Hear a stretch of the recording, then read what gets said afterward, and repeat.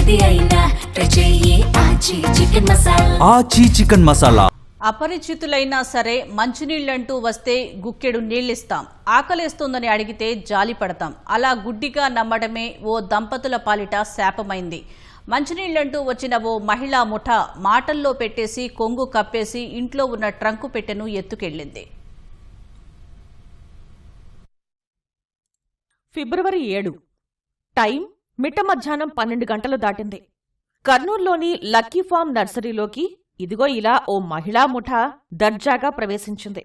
ఏదో పెద్ద బేరమే తగిలిందనుకున్నారు యజమానులు పెద్దయ్య, రామేశ్వరి. దగ్గరకు వచ్చిన ఆ ముఠా సభ్యులు తాగేందుకు నీళ్లు కావాలని హిందీలో అడిగారు. చంటిపిల్లలకు తినటానికి ఏమైనా ఇవ్వాలని కోరారు. పనిలో పనిగా నర్సరీలో ఉన్న కుండీల గురించి ఆరా తీస్తూ మాటల్లోకి దించారు.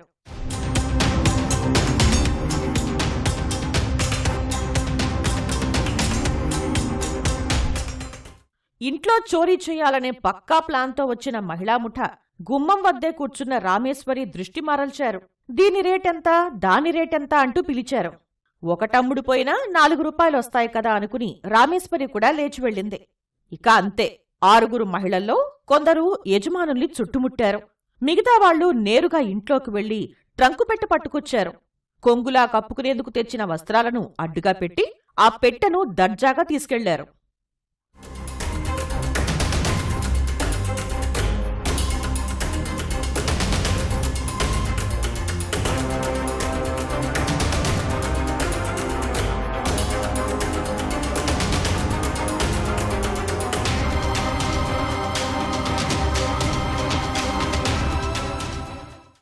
కొన్ని గంటల తర్వాత గాని పెద్దయ్య దంపతులు పెట్టె మాయమైనట్లు గుర్తించలేకపోయారు. సీసీ కెమెరాలో రికార్డైన దృశ్యాలు చూసి కంగుతిన్నారు. ఆ పెట్టెలో 2 తులాల బంగారు ఆభరణాలు, సుమారు 1/2 కిలో వెండి, 5,000 నగదు ఉందని బోరుమంటూ పోలీసులకు ఫిర్యాదు చేశారు. మహిళా దొంగల్ని బిహార్ ముఠాగా భావిస్తున్న పోలీసులు వారికోసం గాలిస్తున్నారు.